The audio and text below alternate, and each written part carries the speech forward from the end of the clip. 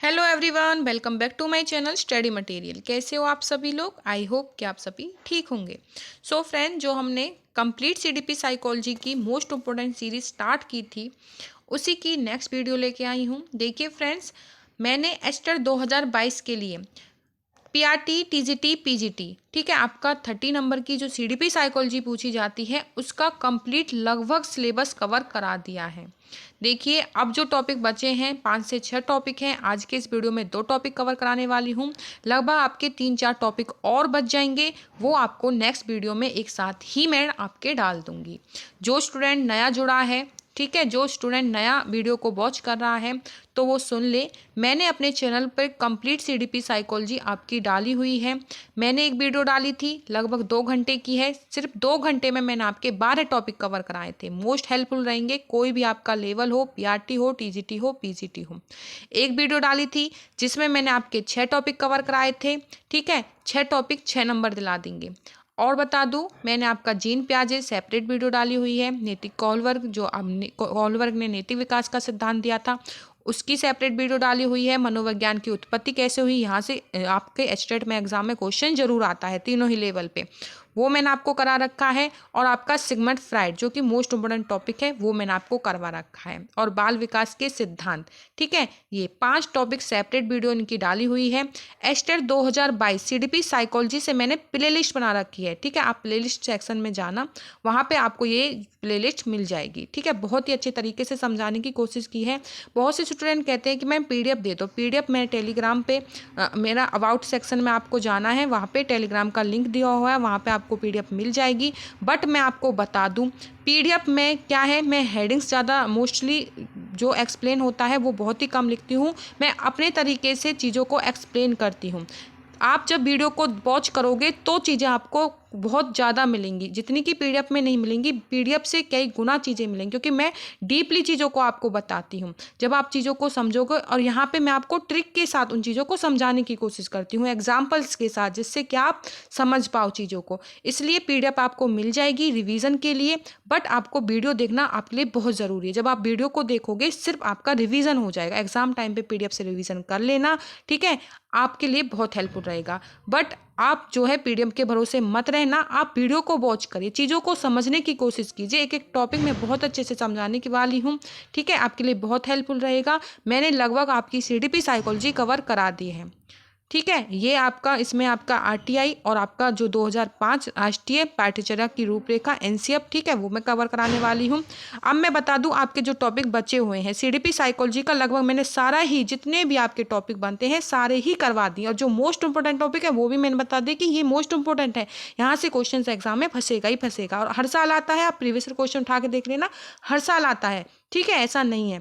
1 number का तो आता ही आता है, किसी किसी टॉपिक से इतने इंपॉर्टेंट है वहाँ से 2-2 क्वेश्चन पूछे जाते हैं। तो मैंने सारे ही टॉपिक आपके कवर कराए हुए हैं, अपनी तरफ से मैंने अपना बेस्ट देने की कोशिश की है।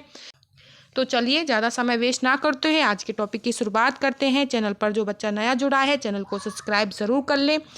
ज़्यादा से ज़्यादा अपने फ्रेंड्स में शेयर करें। बहुत ही मेहनत की है मैंने, कंप्लीट सीडीपी साइकोलॉजी कराई थी। बहुत स्टूडेंट कह रहे थे मैम आप नहीं करवा पाओगे एक एक टॉपिक। मैंने 2 ही वीडियोज डाली जिसमें मैंने कंप्लीट लगभग आपका सिलेबस कवर करवा दिया था, ठीक है। आज की वीडियो में 2 टॉपिक रहने वाले हैं। ये 2 टॉपिक 2 नंबर दिलाएंगे, 2 भी दिलाएंगे और 3 भी दिला सकते हैं, इसलिए मोस्ट इंपॉर्टेंट है। अच्छे से समझने की कोशिश कीजिए, ठीक है। इसी तरह से आपके जो टॉपिक बचे हुए हैं, एक तो थॉर्नडाइक का सिद्धांत बचा हुआ है, एक पावलाव का, एक BF Skinner most important topic है, एक अल्बर्ट बंडूरा, ठीक है। और कुछ शिक्षण की विधियां जो कि एस्टेट के एग्जाम में पूछी जाती हैं, वो भी मैं आपको करवा दूंगी। एक ही वीडियो और डालने वाली हूँ, उसमें वो करवा दूंगी। और सुन लो फ्रेंड्स, ठीक है, आपका टाइम तो ज़्यादा वेस्ट हो रहा है, लेकिन अगर आप ये चीज़ें सुन लोगे तो आपके लिए, ठीक है, बहुत हेल्पफुल रहने वाली हैं। अब मैं सिर्फ जो वीडियो बची हैं, जो टॉपिक बचे वो कवर कराने के बाद क्या करूँगी, आपको कंप्लीट, ठीक है, प्रीवियस क्वेश्चन सॉल्व कराऊंगी। अब आप देखना, मेरे जो टॉपिक जो मैंने पढ़ाए हैं उनसे आप किस तरह से प्रीवियस क्वेश्चंस के ही आंसर निकालोगे। एक वीडियो मैराथन भी डाल सकती हूँ या फिर 2 पार्ट्स में भी डाल सकती हूँ। कंप्लीट बहुत सारे क्वेश्चन देने वाली हूँ। प्रीवियस क्वेश्चन रहेंगे एस्टेट के, पीआरटी, टीजीटी, पीजीटी के। उसी के साथ बता दूँ, आपके रीट, यूपी टेट जैसे एग्जामों में जैसे साइकोलॉजी के क्वेश्चंस एग्जामिनर पूछते हैं, तो उनके भी क्वेश्चन आपको दिए जाएंगे, जिससे क्या है, आप जितनी ज़्यादा क्वेश्चन सॉल्व करोगे तो एग्जाम में गलती उतनी ही कम करोगे, क्योंकि आप ज़्यादा से ज़्यादा क्वेश्चन सॉल्व किए होंगे, ठीक है। ठीक है, जितना एग्जामिनर सोच सकते हैं डिफरेंट एग्जाम में, तो आप अपने माइंड को इतना प्रिपेयर कर ले जिससे क्या है किसी भी तरह से एग्जामिनर क्वेश्चन पूछ ले आप आंसर गलत ना करो। मेरी ये पहले आप प्लेलिस्ट कीजिए, ठीक है, कंप्लीट सीडीपी साइकोलॉजी कीजिए, उसके बाद अपना जो है क्वेश्चंस कीजिए। तो चलिए अब शुरुआत करते हैं अपने इस वीडियो की। आई होप कि आपको चीज़ें समझ में आई होंगी। फ्रेंड्स, टाइम लगा है लेकिन बहुत ही इंपॉर्टेंट चीज़ें थी जो मुझे आप सभी से शेयर करनी थी, ठीक है। तो देखो, जो आपका फर्स्ट टॉपिक रहेगा वो है आपका राष्ट्रीय पाठ्यचर्या की रूपरेखा 2005, national curriculum framework 2005। Most important topic है, यहाँ से आपके क्वेश्चंस पूछे जाएंगे एस्टेट के एग्जाम में तीनों ही लेवल पे। और बता दूं, जो बच्चे एस्टेट के बाद सीटेट का पेपर देंगे उनके लिए मोस्ट इंपोर्टेंट टॉपिक रहेगा, क्योंकि जो आपकी पेडागोजी होती है सारी आपकी जो है एनसीएफ पर डिपेंड करती है कि टीचर ने जब एनसीएफ को अच्छे से पढ़ लिया है तभी क्या है वो बच्चे को अच्छी शिक्षा दे पाएगा। क्या कहा गया है, ध्यान से पढ़ना, यहाँ से क्वेश्चन 100% बनेगा। राष्ट्रीय पाठ्यचर्या की रूपरेखा 2005 एक ऐसा दस्तावेज है, कैसा दस्तावेज है, जिसमें ऐसे विषयों पर चर्चा की गई है कि बालकों को क्या और किस प्रकार से पढ़ाया जाना है, ठीक है। ऐसे विषयों पर चर्चा की गई है कि बच्चे को कैसे पढ़ाना है, उसका जो पाठ्यक्रम रहेगा वो कैसा रहेगा, ठीक है, कि उन सारी विषयों पर चर्चा की गई है। तो उन्हीं का एक दस्तावेज है क्या, आपका नेशनल करिकुलम फ्रेमवर्क 2005। ध्यान से पढ़ना है भाई। और देखो कुछ चीज़ें और मैं यहाँ पे ऐड कर देती हूँ। एक चीज़ मैं आपको बता दूँ, मैं पीडीएफ में देखो कुछ सारी चीज़ें मैं यहाँ पे आपकी नहीं कर पाती हूँ नोट, बट मैं उनको एक्सप्लेन कर देती हूँ, ठीक है। मैं आपका ओवरऑल कवर करा देती हूँ, इसलिए मैं कहती हूँ पीडीएफ आपको दे दूँगी रिवीजन के लिए, बट आपका जो वीडियो देखना है वो बहुत ज़रूरी होता है, क्योंकि बहुत सी चीज़ें क्या है मैं एक्सप्लेन करती हूँ और आपको ट्रिक के साथ भी जो है समझाने की कोशिश करती हूँ, एग्जाम्पल्स के साथ आपको समझाने की कोशिश करती हूँ। तो वीडियो वॉच करना बहुत ज़रूरी हो जाता है, ठीक है, तभी आप चीज़ों को समझ पाएंगे और जो है उनसे रिवीजन कर पाओगे पीडीएफ से। तो बहुत ज़रूरी हो जाएगा, वीडियो को कंप्लीट वॉच कीजिए जब भी आपकी चीज़ें समझ में आएंगी। यहाँ पे मैं ऐड करने वाली हूँ, देखो जो आपका राष्ट्रीय पाठ्यचर्या की जो रूपरेखा है, ठीक है, वो रविंद्रनाथ टैगोर की सभ्यता और प्रगति नामक निबंध से हुई थी, ठीक है। तो ये चीज़ भी आपको ध्यान रखनी है, रविंद्रनाथ टैगोर की सभ्यता और प्रगति नामक निबंध से हुई थी।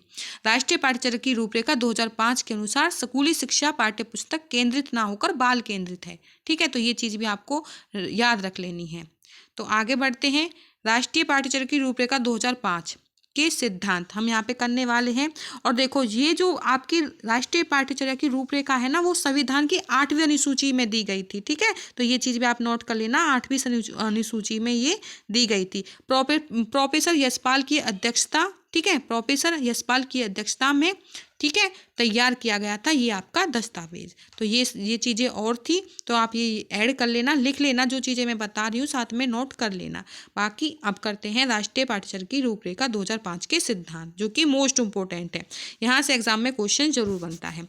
ज्ञान को स्कूल के बाहरी जीवन से जोड़ा जाना चाहिए। जो ज्ञान है, ठीक है, जो बच्चे को आप स्कूल में ज्ञान दे रहे हो उसको, ठीक है, आपकी जो दैनिक बच्चे की जो लाइफ है, ठीक है, उससे कनेक्ट करके आपको देना है वो ज्ञान, ठीक है, उसको कनेक्ट करके देना है। बच्चे को एग्जाम्पल्स देने हैं तो उसके जीवन पे आधारित वो एग्जाम्पल्स होने चाहिए जिससे बच्चा समझ ले, ठीक है, और उसके उम्र के अनुसार उसको शिक्षा देनी है। और एग्जाम्पल भी जो देने हैं उसके हिसाब से ही देने हैं कि बच्चे का मतलब जो एज है उसके अकॉर्डिंग। पढ़ाई को रटत प्रणाली से मुक्त करना है, ठीक है। जो पढ़ाई में रट्टा लगाते थे बच्चे, जैसे टीचर बोल देते कि ये आपको कल रट के लाना है, तो अब ऐसा नहीं चलेगा। बच्चे को समझाने की कोशिश आपको करनी है, ठीक है। जितने अच्छे से आप बच्चों को समझा पाओगे, ठीक है, उतना ही अच्छे से बच्चा समझ लेगा चीज़ों को, तो रटेगा नहीं, ठीक है। तो इसमें क्या कहा गया था, इस दस्तावेज में यही कहा गया था कि बच्चे को ज्ञान को बाहरी जीवन से जोड़ा जाना चाहिए और जो रटत प्रणाली है उससे बच्चे मतलब मुक्त किया जाना चाहिए। मतलब रटने पर जोर नहीं दिया था, समझने पर जोर दिया था इस सिद्धांत में। तो ये चीज़ें थी। उसके बाद जो आपका थर्ड रहेगा, राष्ट्रीय मूल्यों के प्रति आस्थावान विद्यार्थी तैयार किया जाना चाहिए। मतलब कि एक ऐसा विद्यार्थी आपको तैयार करना है एज ए टीचर, क्योंकि आप टीचर हो, ठीक है, और टीचर्स के लिए एनसीएफ बना था जिसमें क्या है बच्चे को, ठीक है, बच्चे को केंद्र बिंदु मान के ही हमको शिक्षा देनी है, ये आप टीचर के लिए है, ठीक है। और टीचर को एक ऐसा राष्ट्रीय मूल्यों के प्रति ऐसा आस्थावान विद्यार्थी तैयार करना है जो आगे जाके देश के लिए कुछ कर पाए। ठीक है, उसे ऐसे जो है संस्कार देने हैं, शिक्षा उसे ऐसी देनी है जो उसको अपने देश के प्रति लगाव रहे, प्रेम की भावना रहे। ठीक है, और कुछ कुछ अपने मतलब कुछ अपने देश के लिए कर गुजरने की जो है अंदर से उनको फीलिंग रहे। तो ये चीज़ें थी आपकी राष्ट्रीय पाठ्यचर्या की रूपरेखा 2005 के सिद्धांत में। फोर्थ में क्या थी?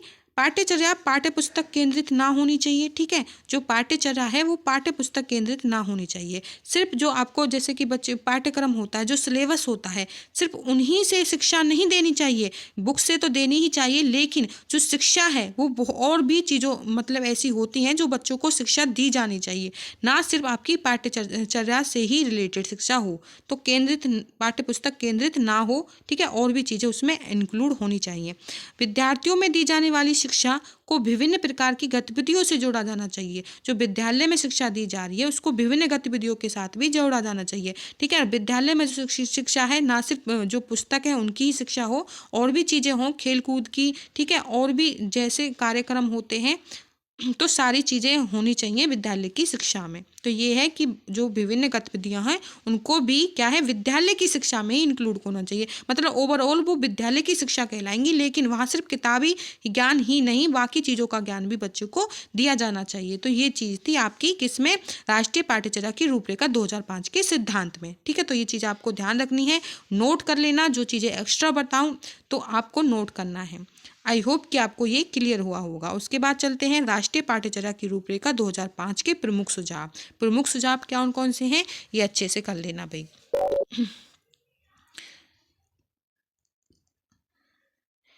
बाल सक्रिय है। ठीक है, बाल क्या है? जो बच्चा है, चाइल्ड है, वो एक्टिव है। ठीक है, वह स्वयं से जाने और सीखे और नई नई चीज़ों को आजमाए। मतलब जोड़ तोड़ करे, गलतियां करे और स्वयं उसका सुधार करे। देखो क्या चीज़ कही गई है यहाँ पे, लिखा जो हुआ है, ठीक है, उसको मैं एग्जाम्पल्स के थ्रू आपको बताने की कोशिश कर रही हूँ, जिससे आपकी ये जो चीज़ें लिखी हुई हैं ये आपको अच्छे से क्लियर हो पाए और आप अच्छे से जो है चीज़ों को समझ पाएँ। तो यहाँ पे कह रहा है कि बालक क्या है? एक्टिव है। ठीक है, सक्रिय है, और वह स्वयं से जाने और सीखे। मतलब जो चीज़ें वो पढ़ रहा है, चीज़ों को जो पढ़ रहा है, जो आप उसको सिखा रहे हैं, तो बच्चा खुद एक्टिव है, और उसके साथ ऐसी क्रिएटिविटी आपको करनी चाहिए जिससे वो खुद ही चीज़ों को जाने और सीखने की कोशिश करे। अंदर से क्या है, वो इच्छुक रहे चीज़ों को जानने के लिए। तो जैसे बच्चा, छोटा बच्चा आपने देखा होगा, बहुत से बच्चे खिलौने से खेलते हैं, खिलौने खेलते खेलते उस खिलौने को तोड़ देते हैं, तोड़ फोड़ उसमें कर देते हैं, फिर उनको चीज़ों को जोड़ते हैं, कुछ समझते हैं। ठीक है, कुछ नया सीखने की कोशिश करते हैं, उसमें 1-2 घंटे निकाल देते हैं। तो बच्चे क्या होते हैं? एक्टिव होते हैं। तो यहाँ पे ये चीज़ कही गई है। ठीक है, बाल सक्रिय है, वह स्वयं से जाने और सीखे और नई नई चीज़ों को आजमाए। मतलब नई नई चीज़ों को आजमाए, जोड़ तोड़ करे चीज़ों का, गलतियाँ भी करेगा और फिर उन्हीं गलतियों को वो सुधार भी करेगा। मतलब उसको जैसे तोड़ देगा, कोई सुने उसके पास छोटी सी कार है, ठीक है, उसको तोड़ देगा, लेकिन फिर क्या वो खुद ही उसको उसी तरह से जोड़ने की कोशिश करेगा, और बच्चा क्या है? कर भी लेता है, जोड़ भी लेते हैं बच्चे। तो यही होता है कि बच्चे खुद से ही चीज़ों को समझेंगे और खुद से ही चीज़ों को कर पाएंगे। तो ये चीज़ है। सीखना सक्रिय व सामाजिक गतिविधि है। बिल्कुल ठीक है, सीखना क्या है? एक सक्रिय है। ठीक है, और क्या है? सामाजिक गतिविधि है। एक्टिव और सामाजिक सोशल जो होगा आपका वो बिल्कुल गति है। ठीक है, तो ये है, क्योंकि बच्चा भी हो, कोई बड़ा भी हो, अपने समाज से भी चीज़ों को सीखता है। ठीक है, और वो जितना अंदर से एक्टिव रहेगा, जितना वो एक्टिव रहेगा, तो वो चीज़ों को इतना ही ज़्यादा सीख पाएगा, क्योंकि उसका अंदर इतनी उन चीज़ों को इच्छुक रहेगा, चीज़ों को जानने की इच्छुकता उसके अंदर रहेगी, और समाज से रिलेट करेगा तो चीज़ों को, गतिविधियों को अच्छे से समझ पाएगा। तो ये चीज़ बिल्कुल ठीक है, और ये चीज़ें आपको ध्यान रखनी है। और स्टेट के एग्जाम में आपको नहीं पे फोकस करना है। वहाँ पे क्या है, 4 ऑप्शन दिए होंगे, उसमें से गलत पूछा होगा। ठीक है, और बच्चे क्या रहेंगे, पहला ऑप्शन पढ़ा, उसको अच्छा लगा तो उसी पे टिक किया टाइम बचाने के चक्कर में, लेकिन नहीं पे ध्यान देके सारे ऑप्शंस पढ़ने हैं, और सारे ऑप्शंस में जो इनमें से चीज़ें नहीं हो, आपके जो एनसीएफ दिया हुआ है, इनमें से जो चीज़ें नहीं हो, जो नेगेटिव हो, वो आपको कट कर देनी है। तो इस तरह से एग्जाम सॉल्व करना है। ध्यान के जो आपकी सीडीपी साइकोलॉजी होती है, चीज़ें वही होती हैं, सिलेबस वही होता है, ठीक है। आपका जो सिलेबस होता है अच्छा खासा होता है, लेवल भी बहुत अच्छा होता है, ठीक है। बट जो क्वेश्चंस होते हैं ना वो आपको घुमा के दिए जाते हैं। इसलिए मैं कहती हूँ कंसेप्ट क्लियर कीजिए, अच्छे से क्लियर कीजिए, और मैंने पूरी कोशिश की है आपको कंसेप्ट क्लियर कराने की। इसके बाद मैं आपको क्वेश्चंस देने वाली हूँ, इतने सारे क्वेश्चंस आपको दूंगी, सारे प्रीवियस ईयर क्वेश्चंस रहेंगे, एग्जामिनर क्वेश्चन कैसे भी पूछ ले, ठीक है। आपको सारे क्वेश्चंस मिलने वाले हैं। जब आप क्वेश्चन सॉल्व करोगे तो आपको पता लगेगा कि ये क्वेश्चंस मुझे कैसे सॉल्व करना है। तो वो वीडियो आपको कंप्लीट वॉच करनी है, ठीक है। पहले मैं आपका ये सिलेबस कवर करा दूँ, एक वीडियो और डालूंगी, उसमें आपके कंप्लीट जो है टॉपिक हो जाएंगे सीडीपी साइकोलॉजी के। जिसमें क्या है, नेक्स्ट जो पॉइंट रहेगा वो है सीखने में यांत्रिक तथा बार बार नहीं होनी चाहिए। सीखने में यांत्रिकता, ठीक है, यांत्रिकता है भाई, ये सीखने में यांत्रिकता बार बार नहीं होनी चाहिए, तो ये चीज़ है। उसके बाद सीखने को डर और अनुशासन की जगह आनंद एवं संतोषजनक जोड़ा जाना चाहिए। इसमें कहा गया है कि जो टीचर होते हैं बच्चों को डरा के कि तुझे ये वर्क करके लाना है, डराते हैं, ठीक है। अनुशासन की मतलब चुप रहो, चुप बैठे रहो, क्लास में खड़े नहीं होना है, ये नहीं करना है, मतलब इन सारी चीज़ों को बच्चा क्या है अंदर से अनकंफर्टेबल महसूस करता है, ठीक है। वो डर की भावना अगर उसके अंदर रहेगी, टीचर से वो डरेगा, तो वो क्या है उसके अंदर कोई क्वेश्चंस भी होंगे, जैसे इच्छुक रहेगा किसी चीज़ को पूछने का, तो वो नहीं पूछ पाएगा क्योंकि उसके अंदर डर है, और वो चीज़ जो बोलना चाह रहा वो भी अच्छे से नहीं बोल पाएगा, कुछ और ही बोल देगा। तो ये चीज़ें अनुशासन, ठीक है, अपनी जगह रहेगा, लेकिन डर, ये सारी चीज़ें नहीं होनी चाहिए। वो जगह क्या है, जब क्लास में बच्चा सीख रहा है तो वो बच्चा टीचर से इतना खुला होना चाहिए, जो उसके अंदर कोई क्वेश्चंस की भावना है, कोई अंदर से कोई जिज्ञासा उत्पन्न हो, तो वो संतोषजनक तरीके से उसको पूछ पाए। तो ये चीज़ कही गई है एनसीएफ में, सीखने का डर और अनुशासन की जगह, ठीक है, इन दोनों की जगह क्या होना चाहिए, आनंद आना चाहिए, बच्चे को क्लास में एंजॉय कराना चाहिए, आनंद आना चाहिए, और चीजें खेल खेल में उनको सिखा देनी चाहिए। बालक को स्कूल, घर, समुदाय आदि सब जगह महत्वपूर्ण माने, ठीक है। बालक को स्कूल, ठीक है, उसका घर हो गया, उसका समुदाय हो गया, आदि सब जगह महत्वपूर्ण माने जाएं, और उसकी भाषा संस्कृति को भी सम्मान दिया जाना चाहिए। इसमें क्या कहा गया है, इसमें कहा गया है जो बालक का स्कूल है, घर है, समुदाय है, ठीक है, आदि जो जितनी भी सारी जगह हैं सारी ही महत्वपूर्ण मानी जानी चाहिए। बच्चे का घर महत्वपूर्ण होगा, वो जिस समाज में रह रहा है वो समाज बच्चे का महत्वपूर्ण है, ठीक है, वो गांव में बच्चे का महत्वपूर्ण है। जैसे कि क्या होता है, किसी गांव का बच्चा किसी शहर में पढ़ने के लिए जाता है तो बहुत से, अब तो बहुत ही कम होता है भाई, अब तो बहुत चीज़ें चेंज हो गई हैं।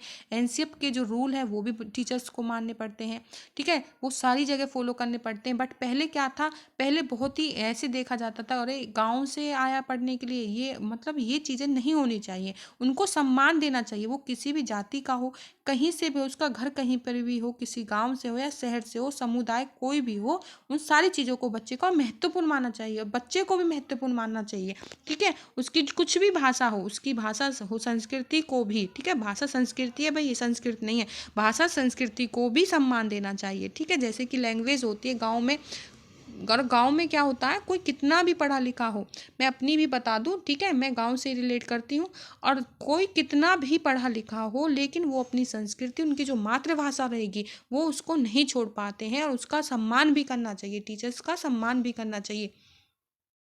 टीचर्स,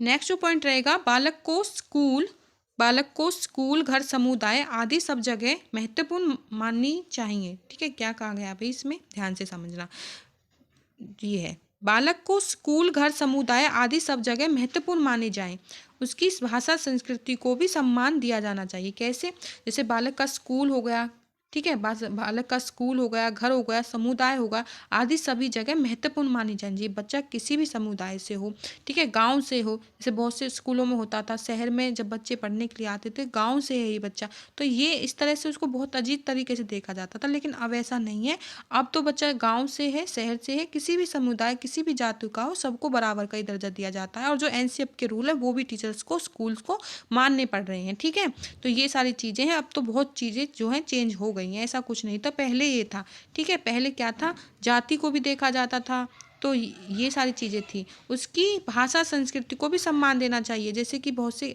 बच्चे होते हैं, पढ़े लिखे होते हैं, पूरी नॉलेज होती है उनको, आजकल भी जो पढ़े लिखे, लेकिन अगर वो अपने समाज से, अपने गांव से जुड़े हुए हैं, तो उनकी जो लैंग्वेज रहेगी, वो उनकी मातृभाषा जो रहेगी वो ही रहेगी। ठीक है, उसमें वो परिवर्तन बहुत कम कर पाते हैं। उनको यूज़ मतलब जो उनकी रहेगी, उनको नॉलेज है, सारी चीज़ें उन पर, इंग्लिश भी आती है अच्छे से, हिंदी भी आती है उनको, बट वो अपनी गाँव की भाषा में ही जो है कंफर्टेबल भी महसूस करते हैं और उनकी जो है लैंग्वेज निकल भी जाती है। तो यही सारी चीज़ें होती हैं। और टीचर्स को उसकी भाषा, संस्कृति, मातृभाषा से का सम्मान करना चाहिए स्कूल में। बच्चे के लिए ये चीज़ें बोली गई थी एनसीएफ में।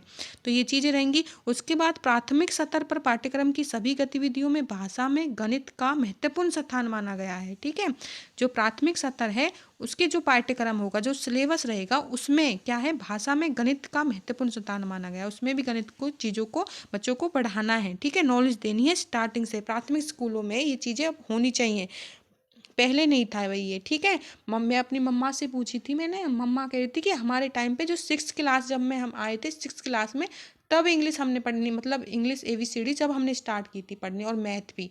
तो उससे पहले ये चीज़ें नहीं थी। बट अब क्या कहा गया है एनसीएफ के अकॉर्डिंग, जो प्राथमिक स्कूल है, पाठ्यक्रम की सभी गतिविधियों में भाषा में गणित और महत्वपूर्ण का स्थान होना चाहिए। तो बहुभाषी कक्षा में शिक्षण की 3 भाषाएं, त्रिभाषा सूत्र की वकालत करता है। ये चीज़ क्या है, ध्यान से सुनना। बहुभाषी कक्षा, बहुभाषी कक्षा क्या होती है, जिस कक्षा में डिफरेंट डिफरेंट लैंग्वेज के बच्चे पढ़ते हों। ठीक है, जैसे कि पंजाबी के बच्चे भी पढ़ते हों, ठीक है, हिंदी के बच्चे भी पढ़ते हों, अंग्रेज़ों के भी पढ़ते हों, इस तरह से समझ लो, या फिर गांव से पढ़ते से, शहर से पढ़ते हैं, तो उनकी लैंग्वेज में भी डिफरेंट जो होता है, ठीक है, चीज़ें होती हैं। तो बहुभाषी कक्षा हो जाती है उसको, जिसमें 3 भाषाओं की, त्रिभाषा की वकालत करता है। ये चीज़ भी बताऊँगी। इनसे भाषा के 4 कौशलों की बात की है। ठीक है, भाषा के 4 कौशल, ये आपको क्रम भाई ध्यान रख लेना है। भाषा के 4 कौशल, क्रम ध्यान रखना है, और भाषा के कौशल ध्यान रखने हैं। भाषा के कौशल है सुनना, बोलना, पढ़ना, लिखना। ठीक है, और ये क्रम भी इसी तरह से होगा। पहले क्या है, बच्चा सुनेगा। ठीक है, पहले छोटा बच्चा रहेगा, चीज़ों को सुनता है, फिर बोलता है, फिर पढ़ना सीखता है, फिर लिखना सीखता है। तो ये चीज़ें होती हैं। उसके बाद है, किसी भी प्रकार की सूचना को ज्ञान मानने से बचा जाए।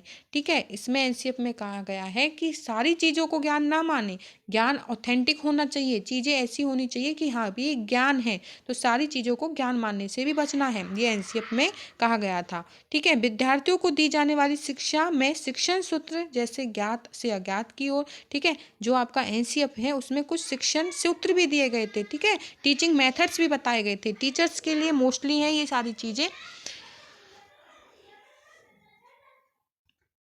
और जो वो शिक्षण विधियां हैं वो क्या है, ज्ञात से अज्ञात।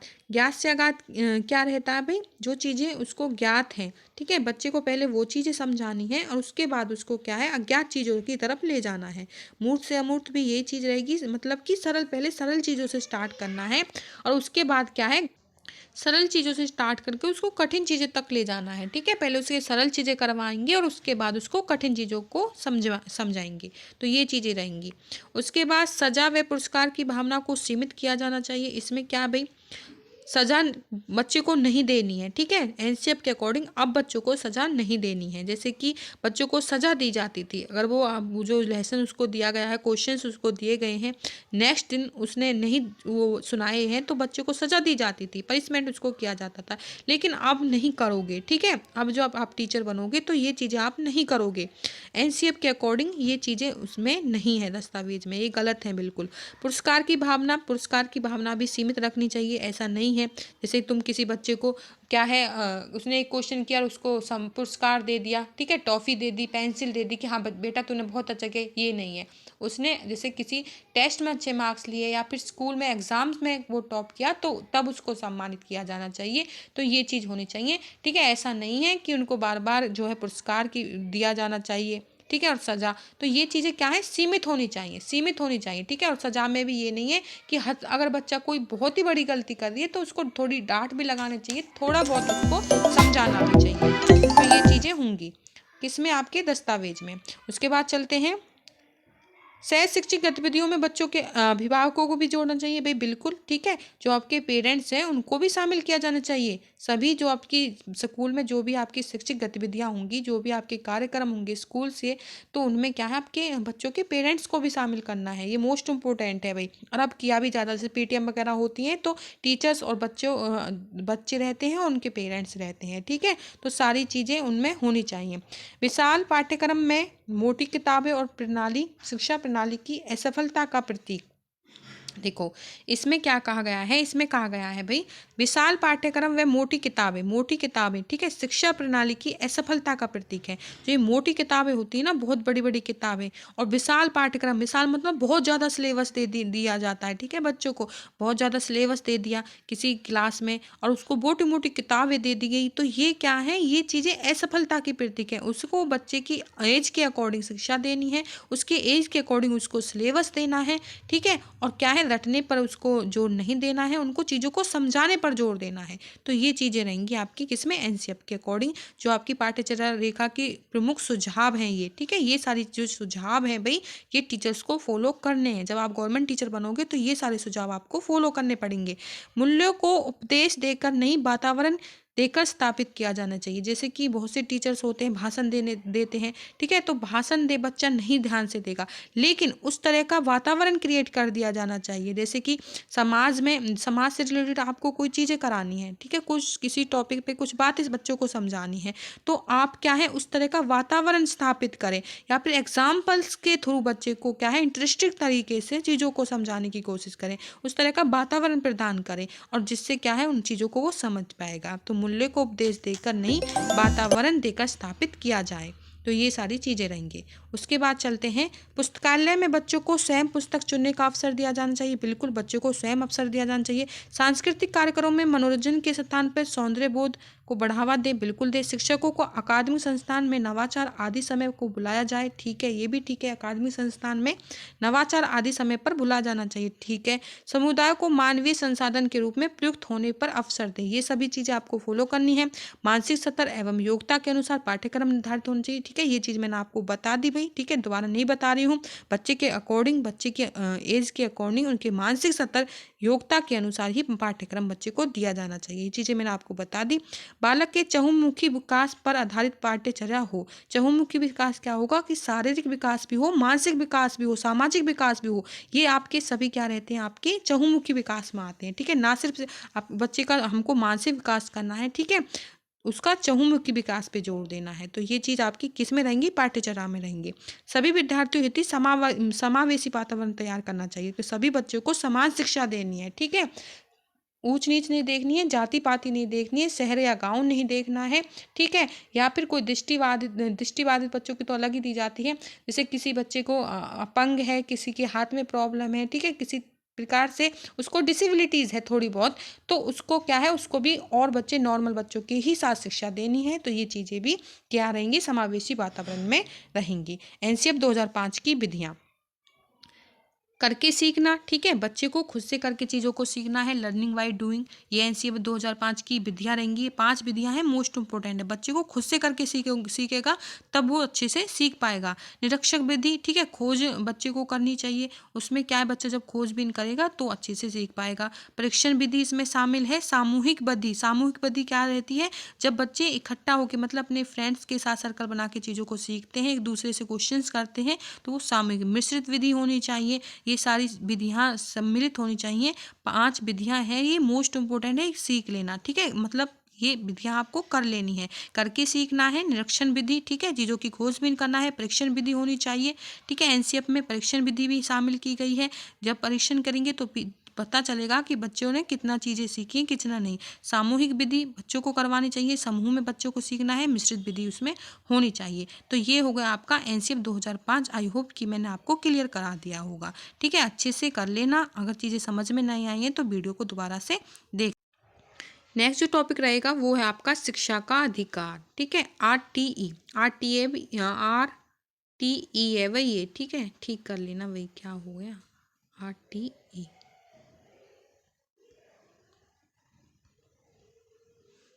उसके बाद आपका जो नेक्स्ट टॉपिक रहेगा वो है शिक्षा का अधिकार, RTE, ठीक है। आर नहीं है ये, सॉरी RRTE, ये है वही है, ठीक है। The right of children to free and compulsory education, RTE। इसको हम ध्यान से करेंगे, यहाँ से एग्जाम में क्वेश्चन जरूर बनेगा एस्टेट के एग्जाम में। इसमें क्या है, ध्यान से सुनना, जिस तरह से हमने एनसीएफ क्लियर किया इसी तरह से इसको करने वाले हैं। शिक्षा का अधिकार, देखिए फ्रेंड्स, वर्ष 2002। फ्रेंड्स एक चीज़ और बता दूं, आज यहाँ पे जो है नॉइसी बैकग्राउंड रहेगा, क्योंकि देखो बच्चे बाहर खेल रहे हैं। और ये वीडियो मैं आज दिन में बना दी थी, मोस्टली मैं रात में वीडियो अपलोड करती हूँ, रात को ही टीच करती हूँ, तो इस वजह से थोड़ी एडजस्ट आप कर लेना। अगर आपको शोर ज़्यादा ही सुन रहा है तो आप एडजस्ट कर लेना, ईयरफोन वगैरह लगा के चीज़ों को समझने की कोशिश करना, ठीक है। इसीलिए मैंने ये वीडियो, इसमें 2 ही टॉपिक लिए हैं, ज़्यादा नहीं लिए हैं। नेक्स्ट जो वीडियो आएगी उसमें बाकी के टॉपिक करा दूंगी, 4-5 टॉपिक और रहे हैं। कंप्लीट सीडीपी साइकोलॉजी मेरी तरफ से कंप्लीट हो जाएगी। एस्टेट के लिए आप जरूर करना, 30 मार्क्स के लिए मोस्ट इंपोर्टेंट रहने वाली है। इसमें क्या है, वर्ष 2002 में संविधान, ठीक है, वर्ष 2002 में संविधान की 86, ठीक है, 86वें संशोधन द्वारा अनुच्छेद 21A, ठीक है, 21A के भाग 3 के माध्यम से, ठीक है, ये चीज़ आपको ध्यान रखनी है। वर्ष 2002 में संविधान 86वां संशोधन कौन सा था, 86वां संशोधन था, सॉरी, और अनुच्छेद कौन सा था, 21A, ठीक है, और भाग किसमें था, जो भाग था 3, भाग 3 के अनुच्छेद 21A में, और संशोधन था 86वां, इसमें ये चीज़ आई थी, ठीक है, इसमें ये चीज़ आई थी। 6 से 14 वर्ष तक के सभी बच्चों को मुफ्त एवं अनिवार्य शिक्षा देना उपलब्ध कराना है इन सारी चीज़ों के अंदर, ठीक है। 2002 में ये चीज़, ये रूल बना था, ठीक है। तो क्या है, 6 से 14 वर्ष तक के सभी बच्चों को मुफ्त और अनिवार्य शिक्षा उपलब्ध कराने का प्रावधान किया गया था आपका RTE में। इसको प्रभावी बनाने के लिए 4 अगस्त 2009 को लोकसभा में यह अधिनियम पारित किया गया, जो 1 अप्रैल 2010 से पूरे देश में लागू हो गया था।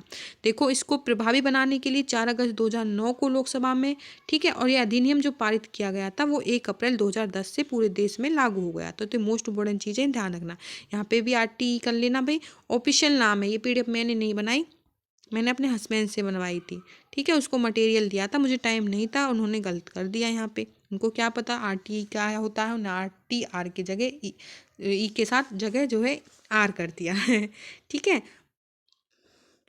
बाकी वो बोल रहे थे कि तूने मुझे भी जो है साइकोलॉजी सिखा दी है, मेरा इससे कोई रिलेशन भी नहीं था, लेकिन अब मुझे बहुत हद तक चीज़ें समझ में आने लगी हैं, तो ठीक है, नॉलेज तो हो रही है भाई, हेल्प करा रहे हैं मेरी। तो RTE ऑफिशियल नाम है, ठीक है, ऑफिशियल नाम इसका जो रहेगा, the right of children to free and compulsory education act 2009, निःशुल्क और अनिवार्य बाल शिक्षा का अधिकार अधिनियम 2009, ये आपका हिंदी का नाम है, ये इंग्लिश का, जो दोनों बच्चे कर लेना हिंदी इंग्लिश वाले। धारा जो रहेगी आपकी 12, इसके अकॉर्डिंग क्या था RTE में, इसमें था, यहाँ पे ठीक लिखा है भाई RTE 2009 के अनुसार प्राइवेट स्कूलों में कितने प्रतिशत सीटें गरीब विद्यार्थियों के लिए आरक्षित होती हैं, 25% सीटें, ठीक है। धारा 12 में किया गया था RTE में 2009 के अनुसार, जो आपके प्राइवेट स्कूल रहेंगे, ठीक है, उन प्राइवेट स्कूलों में जो गरीब बच्चे हैं उनके लिए 25% सीटें गरीब बच्चों के लिए रहेंगी आपके प्राइवेट स्कूलों में। ये जो रूल था, धारा 12 में ये चीज़ कही गई थी RTE के अकॉर्डिंग। और धारा जो रहेगी 13, इसमें प्रति व्यक्ति फीस लेने पर शुल्क 10 गुना का जुर्माना है, ठीक है। फ्री शिक्षा दी जाएगी 6 से 14 वर्ष के बच्चों को। अगर कोई मतलब कोई स्कूल में कोई टीचर, ठीक है, उससे फीस लेता है तो जितनी फीस ली है उसका 10 गुना जुर्माना उसको देना पड़ेगा, तो ये चीज़ थी उसमें। उसके बाद धारा 14 में क्या चीज़ है, किसी बालक के पास जन्म प्रमाण पत्र न होने की स्थिति में विद्यालय में प्रवेश लेने से इनकार नहीं किया जाएगा, ठीक है। उसको तब भी क्या है, अगर उसके पास बर्थ सर्टिफिकेट नहीं है, जो है जन्म प्रमाण पत्र नहीं है, तो भी क्या है, उसको स्कूल में एंट्री दी जाएगी। इन सारी चीज़ों की वजह से उसको स्कूल से निकाला नहीं जा सकता। तो अगर ऐसा किया जाएगा तो धारा 14 के जो उस पर लग जाएगी, ठीक है। उसके बाद चलते हैं धारा 15 में क्या है, बच्चों को शैक्षणिक वर्ष के आरंभ में प्रवेश दिया जाना चाहिए, ठीक है। शैक्षणिक वर्ष मतलब जब स्टार्टिंग जो रहेगा शैक्षणिक वर्ष जो आपका रहेगा एडमिशन का टाइम, वहीं पे आप बच्चे को प्रवेश दिया जाना कंपलसरी है। धारा 16 में क्या था, स्टूडेंट को न तो क्लास में फेल किया जाएगा, ठीक है, और नहीं विद्यालय से निकाला जाएगा। तो ये चीज़ भी थी, क्लास में फेल नहीं किया जाएगा उसको, ठीक है, और नहीं उसको स्कूल से निकाला जाएगा। कितनी उम्र के बच्चों को? 6 से 14 वर्ष की, ये चीज़ भी ध्यान रखना। धारा 17 में है बच्चों को शारीरिक दंड और देना और प्रताड़ित करना मना है। धारा 17 लग जाएगी भाई, अगर आप किसी बच्चे को दंड दोगे, प्रताड़ित करोगे तो धारा 17 लगने वाली है। उसके बाद चलेंगे धारा 24 में क्या है? शिक्षक के कर्तव्य रहेंगे, जितने भी शिक्षक के कर्तव्य रहते हैं, ठीक है, तो टीचर्स के जितने भी कर्तव्य हैं वो आपके धारा 24 में रहेंगे। उसके बाद ये कर लेना भाई, यहाँ से क्वेश्चंस आपका बन जाएगा। धारा 17 करते हैं, 27 करेंगे। इसमें क्या है? इसमें ये कुछ पॉइंट्स हैं, ये करते हैं। इसमें RTE 2009 के अकॉर्डिंग शिक्षक को गैर शैक्षणिक कार्यों में नहीं लगाया जा सकता। जब आप टीचर बन जाओगे तो क्या होता है, जैसे वोटिंग होती हैं या फिर कोई भी कार्य, जैसे उसमें शिक्षक को इंक्लूड कर लिया जाता है। लेकिन RTI 2009 के अकॉर्डिंग शिक्षक को गैर शैक्षणिक, जो उनके शिक्षक के अकॉर्डिंग जो कार्य नहीं है उनमें नहीं लगाया जाएगा, ठीक है।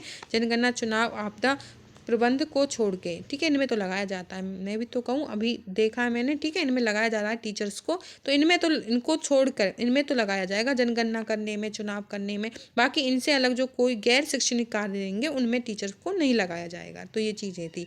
RTE 2009 के अनुसार प्राथमिक कक्षाओं में छात्र एवं शिक्षक का अनुपात, ठीक है, ये अनुपात आपको ध्यान रखना है। ये जरूर क्वेश्चंस बना सकता है, ठीक है, एग्जाम में जरूर पूछा जाएगा और पूछा भी गया था। तो जो आपका रहेगा 2009 के अनुसार RTE प्राथमिक कक्षा जो प्री स्कूल रहेंगे उनमें जो टीचर्स और शिक्षक का अनुपात रहेगा वो रहेगा 30:1, मतलब 30 बच्चों पर एक टीचर रहेगा, ठीक है।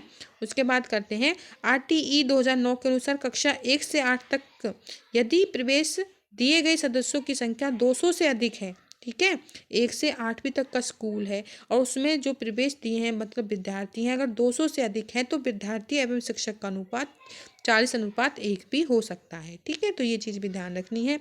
यदि प्राथमिक स्तर पर 150 से अधिक बच्चे हों तो इसके लिए प्रावधान, ठीक है, वो तो 1 से 8 तक का था। अगर प्राथमिक स्तर 150 से अधिक बच्चे हैं तो उसके लिए प्रधानाध्यापक और 5 शिक्षक होंगे एक स्कूल में, ठीक है, प्राथमिक स्कूल के। अगर 150 जो हैं बच्चे हैं। नेक्स्ट है शिक्षक के लिए एक सप्ताह में न्यूनतम घंटे, शिक्षक के एक सप्ताह में न्यूनतम घंटे जो रहेंगे वो रहेंगे 45 घंटे सप्ताह में, पूछा भाई, ठीक है, 45 घंटे रहेंगे एक सप्ताह में, शिक्षक जो कार्य करेगा वो घंटे हैं ये। RTE 2009 के अनुसार प्राथमिक स्तर पर न्यूनतम शैक्षणिक घंटे व कार्य दिवस 1000 घंटे 220 दिन रहेंगे। 2009 के अनुसार प्राथमिक स्तर पर न्यूनतम शैक्षणिक घंटे व कार्य,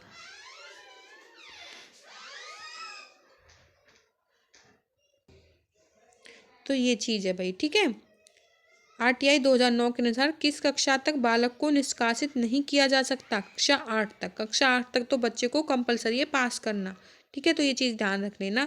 उससे पहले बच्चे को नहीं निकाला जाएगा, कंपलसरी शिक्षा उसको देनी ही देनी है 6 से 14 वर्ष तक के बच्चे को। RTI 2009 के अनुसार 1 से 5 तक के बालकों के घर से विद्यालय की जो दूरी रहेगी वो 1 किलोमीटर रहेगी, ठीक है।